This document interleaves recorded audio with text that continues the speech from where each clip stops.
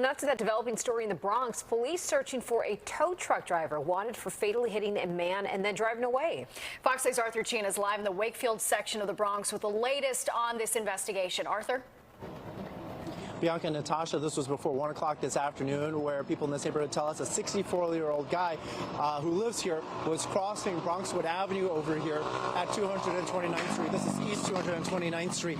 The vehicle that was described as a pickup truck came down that street, and we just saw surveillance video of it. He made a left-hand turn, or the driver made a left-hand turn that made contact with the pedestrian, not giving him the right of way. From what we saw from the surveillance video, the contact was made on the driver's side of that tow truck, making it very difficult, we would imagine, for anybody to make an argument that they didn't know and drove off because they didn't know that they had hit somebody. Meanwhile, the impact, even though the individual was in the crosswalk, the impact was so severe that the victim, in video that we've seen that we're not showing you right now, ended up on the right side of this white line, about 15 to 20 feet from where the contact was made.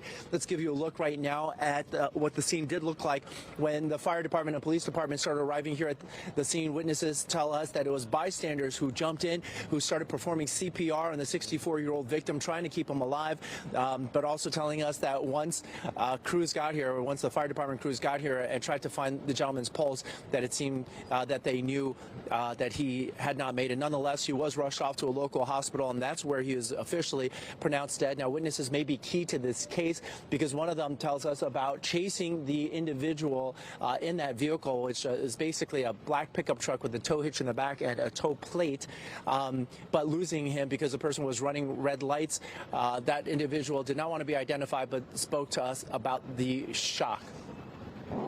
I heard the impact of the accident, and then from there I seen the pickup driver driving away, and I seen the guy on the floor. From there, I tried to follow the car, and basically I ended up running into red lights, but I seen the driver run numerous red lights, park the car, and get out and run. The impact was so loud that I thought it was two vehicles hitting each other. And once I looked up and I noticed the guy on the floor, I was just devastated, to be honest. To put it mildly, the city has a hit-and-run problem. Last year, there were nearly 40,000 hit-and-runs in the city. Only 375 arrests were made. We're going through more data. We'll have more on the 10 o'clock, on the news at 10 o'clock. But that's the latest from here in the Wakefield section of the Bronx. Arthur Chin, Fox 5 News. Bianca and Natasha, back to you guys.